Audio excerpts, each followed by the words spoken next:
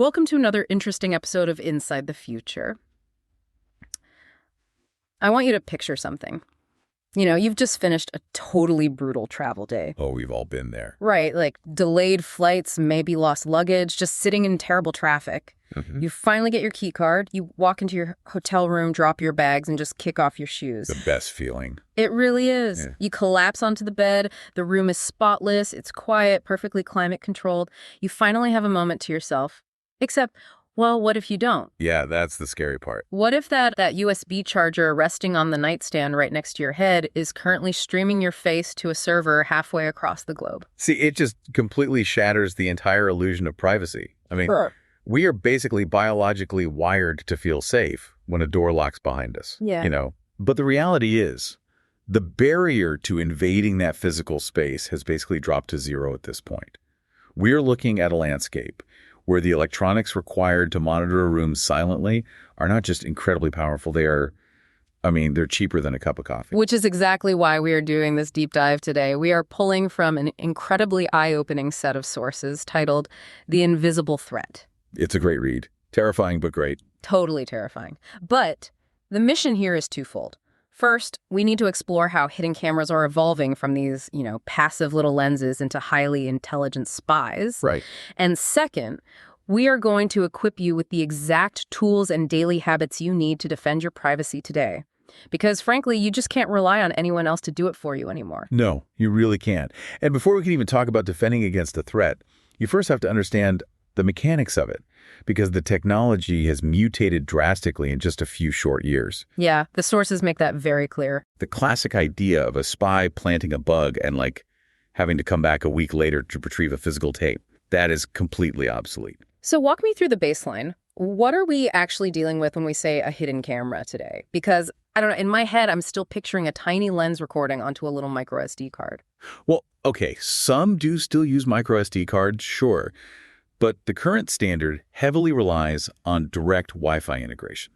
Okay, meaning it connects to the internet. Exactly. Yeah. The device connects to the local network, or it even uses its own cellular connection, which is getting more common, and it streams high-definition video directly to the cloud. And they operate continuously, too. They use infrared diodes to capture crystal clear video in pitch black conditions. Wait, pause on the infrared part for a second. I know what night vision looks like, that creepy green glow on security footage. But how does a tiny camera actually see in a completely dark room without lighting the room up and giving itself away? Right, it seems like magic. But it really comes down to the light spectrum. These cameras are surrounded by tiny infrared LEDs. So when the lights go out, those LEDs flood the room with infrared light. But we can't see it. Exactly. Human eyes cannot see infrared. So to us, the room remains pitch black. But the image sensor inside the camera is designed to absorb that specific wavelength. Oh, wow. It's essentially shining an invisible flashlight that only the camera can see. And that allows it to render a highly detailed, usually grayscale, image of literally everything happening in the dark. That is just terrifyingly efficient. And because it's beaming straight to the cloud, the person who planted it never has to set foot in that room again. They don't. The physical retrieval was always the ultimate vulnerability for a bad actor. You had to risk getting caught sneaking back in. Right, like leaving fingerprints or being seen on a hallway camera. Exactly.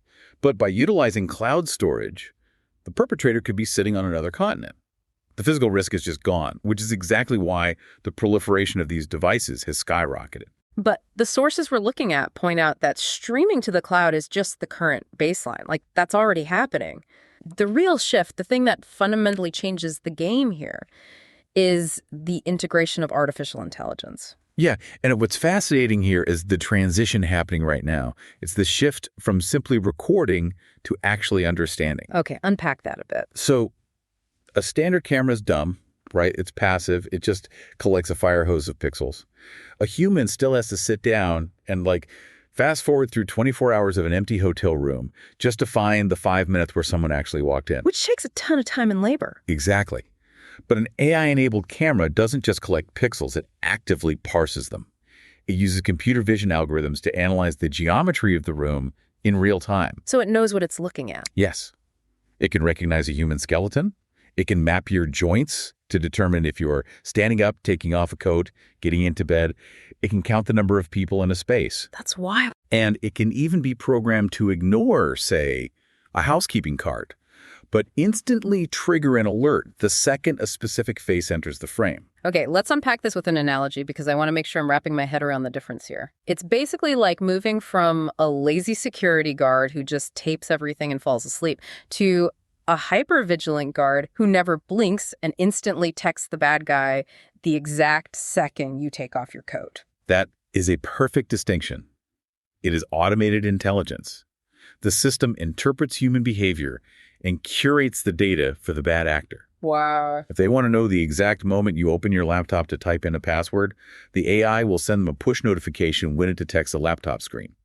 The human labor of spying has been entirely outsourced to the software. Okay, but knowing they are getting this incredibly smart begs a massive logistical question for the listener.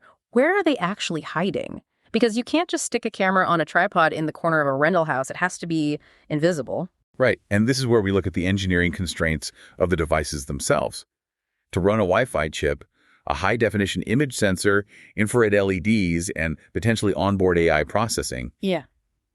you need power. And batteries die. Quickly. Batteries drain very quickly, especially when you're transmitting wireless data constantly. So if you're a bad actor, you don't just want to hide the camera, you want to hide it inside something that is already plugged into the wall. So that explains the list in the source material. It highlights things like phone chargers, digital alarm clocks, smoke detectors, wall clocks, power extension sockets. These aren't just random hiding spots. Yeah, not at all. They are chosen specifically because they solve the battery problem. They provide a continuous, infinite power supply. Yeah. And they offer something else that's crucial, a strategic vantage point. Right. Think about where a smoke detector is placed. It's on the ceiling, dead center. It offers an unobstructed, wide-angle view of the entire room. Think about an alarm clock on a nightstand. It is explicitly positioned to face the bed. Exactly. Or consider a coat hook behind a bathroom door. Wait, a coat hook isn't plugged into the wall, though. True. While a coat hook might not have continuous wall power, its placement in a bathroom guarantees a high-value target for predatory surveillance. So they might use a battery for that specific short-term deployment. And as the technology shrinks, the physical footprint of these lenses becomes microscopic. How microscopic are we talking? The aperture required to capture a room can be as small as the head of a pin. A pinhole. So you could have a tissue box on the desk, and in the decorative pattern of that box, one tiny black dot is actually a wide-angle lens. The lens that you are entirely oblivious to, yes. The camouflage relies heavily on our implicit trust of mundane environments. Here's where it gets really interesting, though. We are conditioned to ignore the ubiquitous electronics around us. Like, you plug your phone into a compromised wall adapter without a second thought, effectively interacting with the surveillance equipment yourself. You're literally using the spy device. And the sources emphasize that this isn't just a theoretical anxiety. Reports of unauthorized recordings continue to emerge globally. Yeah, in short-term rentals, budget hotels, luxury resorts, public changing rooms, even corporate boardrooms, it's happening everywhere. The ubiquity is the problem. Yeah. And we must recognize that even a single incident has permanent consequences. Because it's on the internet. Exactly. Once that video file is beamed to a remote server, retrieving it or erasing it is basically a logistical impossibility. The damage for the victim is instantaneous and irrevocable. Which naturally leads us to ask, who is actually being targeted here? I mean, a hacker probably isn't going to go through the massive effort of wiring a camera into a USB charger just to watch me read a book. Yeah. What are they looking for? Well, the threat model shifts depending on who you are. The sources highlight several specific high-risk profiles. Let's start with business professionals. For them, this is fundamentally an issue of high-stakes corporate espionage. Right. If you are an executive traveling to negotiate a merger or like an engineer reviewing proprietary CAD designs on your laptop in a hotel room, you are a walking goldmine. Oh, absolutely. If a camera is positioned above a desk or hidden in a conference room smoke detector, it isn't just looking at you. It is looking at your screen. Wow. It can zoom in to capture sensitive corporate documents, record the audio of private strategy meetings, or, and this is scary, visually log your fingers as they type passwords on a keyboard. A compromised hotel room is a massive, unmitigated security breach for an entire corporation. Watching your fingers on the keys, that's chilling.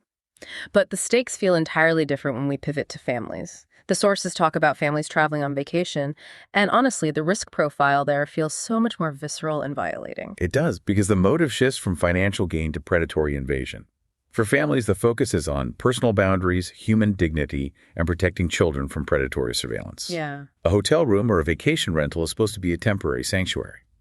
Discovering that a private, intimate space where children are present has been compromised is a profound psychological trauma. The goal of the surveillance in these cases is purely exploitation.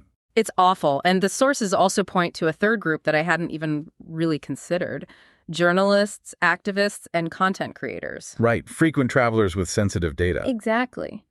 If you are an investigative reporter traveling to a hotel to meet a whistleblower, a hidden camera doesn't just burn your unreleased story. It burns your source. It puts someone else's life or livelihood in immediate danger. This touches on a critical concept in operational security. A lot of professionals use encrypted messaging apps, virtual private networks, secure hardware. They build this massive digital fortress to protect their data. Right. But if your physical environment is compromised, if a lens in the wall clock can literally read the decrypted messages over your shoulder, your digital fortress is useless. The physical space is the ultimate vulnerability. So what does this all mean for the frequent traveler? It means privacy isn't a luxury anymore. It's a mandatory part of packing your bags, which brings us to the most important part of this deep dive. The defense. Exactly. Knowing that these devices are cheap, they're hidden in plain sight, and they're incredibly smart is only half the battle. How do you actually fight back when checking into a room? The primary philosophy the sources push here is a radical shift in mindset. You can no longer rely on hotel management, building security, or law enforcement to guarantee your privacy. Right. Checking a box on a rental app that says no hidden cameras allowed doesn't actually stop a bad actor. No, of course it doesn't. Privacy is now a personal responsibility. Think about what you do when you go to sleep in an unfamiliar place. You close the door, you turn the deadbolt, maybe you latch the chain. Yeah. You physically secure your perimeter. Sweeping for surveillance has to become exactly that routine, just like locking your hotel room door. Okay, I love that. Let's get highly practical. Walk me through a scenario. I get my key card, I open the door to my room. What is the very first thing I should do? Okay, before you unpack a single bag, before you settle in, you perform a quick visual inspection immediately upon entering an unfamiliar room. Stand in the center of the room and simply look around. You are looking for anomalies. Anomalies? Like what? Like duplication or odd placement. Why are there two smoke detectors on the ceiling right next to each other? That's a good one. Right. Why is there an alarm clock sitting on a bookshelf facing the bed instead of on the nightstand where it belongs? Why is a random power adapter plugged into an outlet facing the shower? You have to be hyper aware of unusual electronic devices, especially the ones we discussed earlier, the clocks, chargers, and hooks. You are looking for things that don't make logical sense in the context of the room's design. I see. It's about questioning the environment. But if these things are disguised as tiny pinholes in a tissue box, my eyes alone aren't going to catch everything. The sources talk about scanning suspicious objects using trusted detection tools. How do we actually hunt for the tech itself? There are two main methods you can employ immediately. The first exploits the physical properties of the camera lens itself. You can use the flashlight on your smartphone to perform a sweep. Okay, how does that work? You turn off all the lights in the room, close the curtains, make it as dark as possible, and slowly pan your flashlight across the room. Pay special attention to any devices facing beds and bathrooms. And what am I looking for? Because, everything is going to reflect some light, a mirror, a TV screen. True, but you are looking for a very specific type of reflection called retroreflection. Because a camera lens is a curved piece of glass sitting in front of a flat, highly reflective image sensor, it catches light in a really unique way. Okay. When your flashlight hits that lens at the right angle, the light bounces straight back at the source, creating a tiny, sharp pinpoint of light, often with a bluish or reddish tint. It stands out significantly from the dull reflection of a mirror or a piece of plastic. So I'm basically looking for a tiny glowing eyeball reflecting my flashlight back at me. In a manner of speaking, yeah.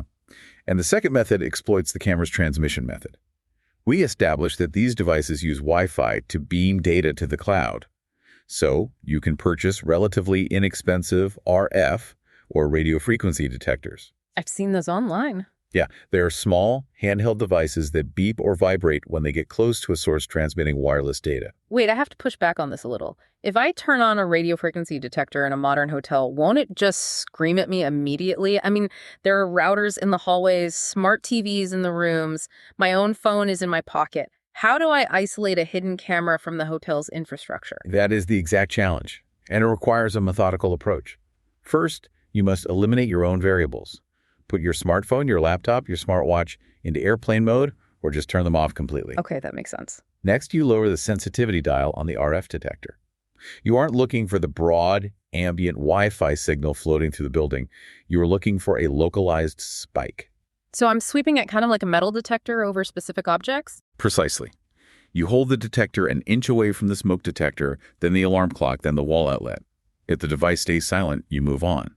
But if you pass it over a USB charger and the detector suddenly lights up and beeps frantically, you have isolated a strong localized transmission source. That makes so much more sense. It's about proximity to the signal. Exactly. So let's say the worst happens. I do the flashlight sweep, I do the RF sweep, and I find something. I find a pinhole camera in the alarm clock.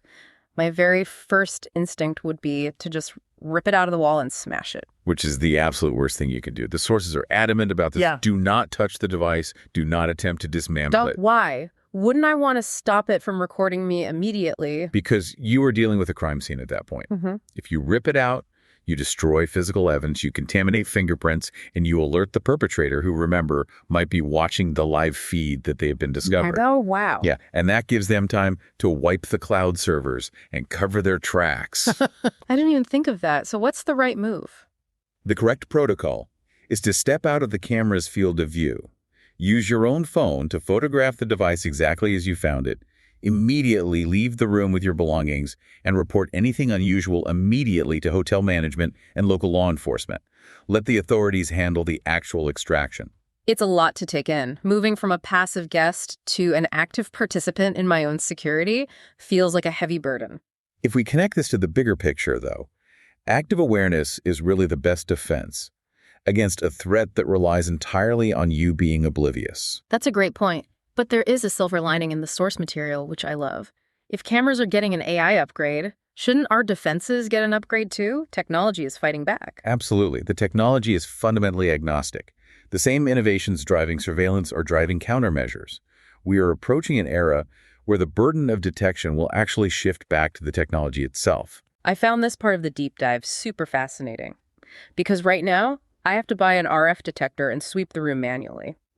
But the sources outline next-gen defenses where, in the very near future, our smartphones will do this natively. The hardware already exists in your pocket. Future smartphone operating systems could be designed to automatically run a background sweep the moment you connect to a new network or enter a new geofenced location. Like a digital bodyguard. Exactly. If your phone detects a hidden transmission broadcasting near you, it simply pushes an alert to your screen. And they also mention AI-powered apps. So just as the hidden camera uses AI to map my skeleton, I can use an app that uses my phone's camera and AI computer vision to scan a room. Right. I just pan my phone around, and the AI highlights the smoke detector with a red box, essentially saying, hey, the thermal signature or the physical design of this object is anomalous. It really levels the playing field. Yeah. There's also significant development in the wearable space. Imagine a smartwatch or a simple piece of jewelry containing a micro RF scanner. Ah, that's brilliant. As you walk past a compromised coat hook in a public changing room, your wrist just gives a subtle haptic vibration. You don't have to actively search. Your environment passively informs you. But the ultimate defense, the one that honestly sounds like science fiction, is the concept of smart infrastructure. The idea that we won't need to carry detectors because the buildings themselves will be built with anti-surveillance tech baked into the walls. It is a brilliant architectural concept. A smart hotel room could be designed with localized network monitoring and localized RF jamming, where legally permitted, of course. Right. When guest checks in, the room verifies that only authorized known devices are drawing power or broadcasting signals. If an unknown device powers up, the room's infrastructure identifies the anomaly and alerts security instantly. So the environment itself becomes a privacy shield. The room is actively protecting you. Which forces us to confront a profound philosophical reality about our future. The sources make a compelling argument here. Technology itself is neither inherently malicious nor inherently virtuous. It is merely a lever that amplifies human intent. The tool is neutral. Exactly. The miniature camera, the infrared sensors, the artificial intelligence. This is the exact same stack of technology that allows a parent to safely monitor a sleeping newborn from another room. Yeah, it's true. It is the same technology that allows a homeowner to verify their front porch is secure while they are at work. The innovation is identical. The application is what matters. So the future isn't going to be defined by the fact that surveillance tech exists. It's going to be defined by our legal frameworks, our daily habits, and how seriously we choose to protect human dignity and trust. Our countermeasures must evolve in lockstep with the threats. Privacy in the modern era is no longer a default state. It is an active pursuit. Which leaves me with a final, slightly provocative thought for you to turn over in your mind. We just talked about those future smart hotel rooms, right? The ones designed to be the ultimate safe spaces, using built-in sensors and AI to continuously verify that no rogue hidden cameras are watching you. Right. But if the architecture of the room is constantly scanning the environment, analyzing RF signals, and monitoring the power draw of every single outlet to protect you, doesn't that mean the room itself is continuously scanning and monitoring your electronics?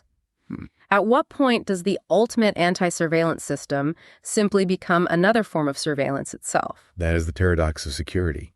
The very systems we build to protect us often require us to surrender the very privacy we're trying to save. Definitely something to think about the next time you drop your bags in a spotless room.